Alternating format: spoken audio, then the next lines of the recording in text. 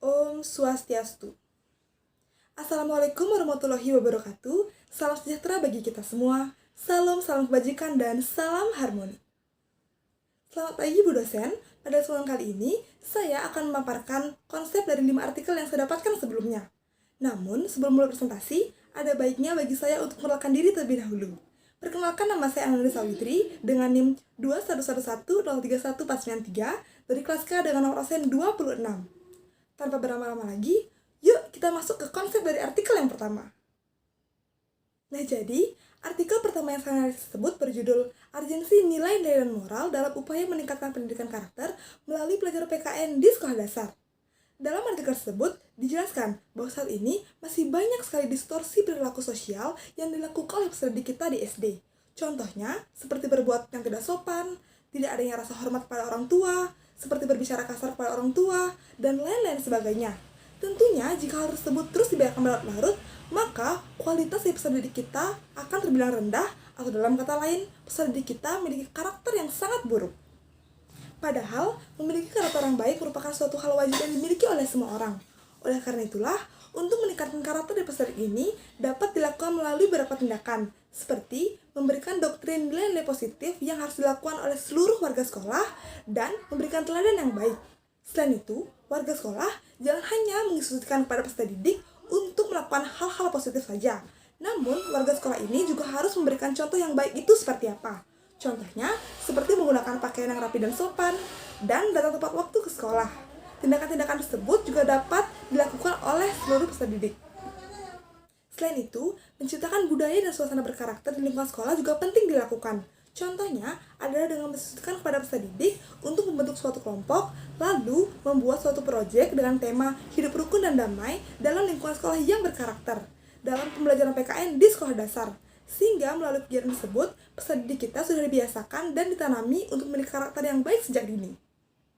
Melalui beberapa upaya tersebut, perilaku-perilaku menyimpang yang dilakukan oleh siswa sekolah dasar lambat laun akan menghilang, sehingga nilai dan moral anak bangsa kita dapat meningkat.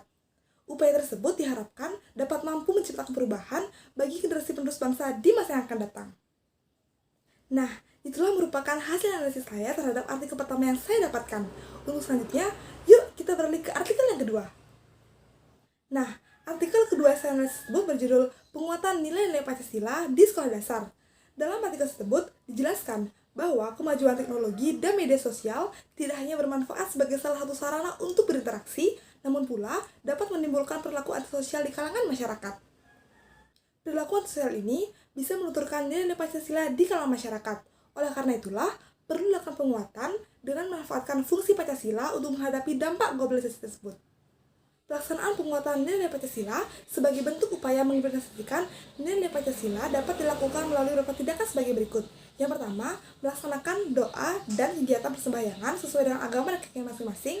Yang kedua, melakukan pemilihan ketua kelas yang dilakukan oleh masing-masing siswa di kelas. Yang ketiga, membentuk kelompok kecil untuk memecahkan masalah yang berkaitan dengan pelajaran di kelas. Yang keempat, melaksanakan kegiatan pramuka. Yang kelima, melakukan upacara bendera. Dan yang keenam adalah melakukan kegiatan Jumat bersih dan piket kelas. Nah, dari beberapa kegiatan tersebut, jika dilakukan secara konsisten dan berkelanjutan dalam studi kita, maka sudah tentu akan dapat menciptakan perubahan dari yang sebelumnya bersikap antisosial menjadi sikap peduli sosial yang dilakukan studi kita, sehingga akan dapat memberikan hasil yang baik untuk menguatkan nilai Pancasila yang ada. Artikel ketiga saya tersebut berjudul Politik Hukum Lingkungan Hidup setelah perubahan Undang-Undang Dasar 1945. Dalam artikel tersebut dijelaskan bahwa sebelum adanya perubahan Undang-Undang Dasar 1945, Pasal 33 ayat 3 merupakan satu-satunya konstitusional yang berhubungan dengan pengelolaan lingkungan dan sumber daya alam. Akhirnya, ditetapkan ketentuan Pasal 28H ayat 1 pada perubahan kedua Undang-Undang Dasar 1945 dan Pasal 33 ayat 4 pada perubahan keempat Undang-Undang Dasar 1945. Dari ketentuan Pasal 28H ayat 1 dan Pasal 33 ayat 3 dan 4, terdapat 5 poin penting yang menjadi kebijakan hukum negara dalam pengelolaan lingkungan hidup dan pemanfaatan sumber daya alam. Pertama, pengelolaan lingkungan dan pemanfaatan sumber daya alam harus diletakkan dalam kerangka pengakuan, perlindungan, dan pemenuhan hak asasi setiap warga negara atas lingkungan hidup yang aman dan damai. Yang kedua, Pengelolaan lingkungan dan pemanfaatan sumber daya alam merupakan tanggung jawab negara, di mana dalam menguasai negara, negara berhak untuk membuat kebijakan dan aturan-aturan terkait pemanfaatan lingkungan dan sumber daya alam. Ketiga, kesejahteraan masyarakat merupakan dasar filosofis dan sosiologis bagi seluruh kegiatan pengelolaan lingkungan hidup dan pemanfaatan sumber daya alam. Yang keempat, pengelolaan lingkungan hidup dan pemanfaatan sumber daya alam harus dilaksanakan secara konsisten dan berkelanjutan serta berwawasan lingkungan yang disebut dengan pembangunan berkelanjutan. Yang kelima, adanya pendelegasian pengaturan lebih lanjut terkait pengelolaan hidup dengan undang-undang. Baik, itu merupakan hasil analisis saya terhadap artikel ketiga yang saya dapatkan. Untuk selanjutnya, yuk kita beralih ke artikel yang keempat. Nah, artikel keempat yang saya analisis tersebut berjudul Toleransi antar umat beragama dalam membangun keutuhan negara kesatuan Republik Indonesia. Dalam artikel tersebut dijelaskan bahwa terdapat beberapa cara yang dapat dilakukan untuk bisa menjaga kerukunan antar umat beragama. Seperti yang pertama, dilarang curiga dan memiliki prasangka buruk kepada agama lain. Lalu yang kedua, hindari diskriminasi terhadap agama lain. Dan selanjutnya, kita juga tidak boleh mengganggu umat agama lain yang sedang beribadah. Beberapa hal yang tindakan tersebut sangatlah penting dilakukan oleh seluruh masyarakat Indonesia, ditanami dan diimplementasikan sejak dini untuk menjaga kerukunan antar umat beragama demi terciptanya hidup rukun antar sesama. Masyarakat pun dapat hidup dengan aman, tentram, dan sejahtera sehingga negara kesatuan Republik Indonesia kita dapat terus terjaga keutuhannya. Nah, itu merupakan hasil analisis saya terhadap artikel keempat yang saya dapatkan. Untuk selanjutnya, yuk kita beralih ke artikel yang kelima. Artikel kelima yang saya analisis tersebut berjudul Penegakan dan Perlindungan Hak Asasi Manusia di Indonesia dalam konteks implementasi sila kemanusiaan yang adil dan beradab. Dalam artikel tersebut dijelaskan bahwa penegakan dan perlindungan hak asasi manusia merupakan implementasi atau wujud dari pelaksanaan sila kemanusiaan yang adil dan beradab. Hak asasi manusia sangatlah dihormati dan dijunjung tinggi oleh nilai-nilai Pancasila, khususnya nilai dari sila kedua, yakni kemanusiaan yang adil dan beradab.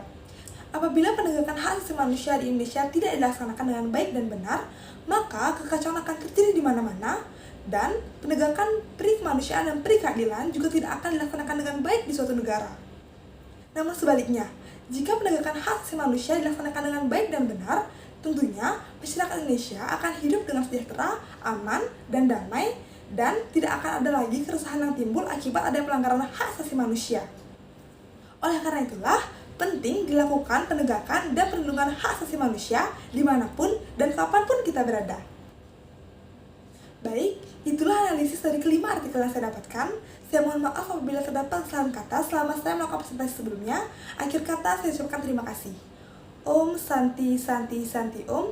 Wassalamualaikum warahmatullahi wabarakatuh. Salam sejahtera bagi kita semua. Salam kebajikan dan salam harmoni.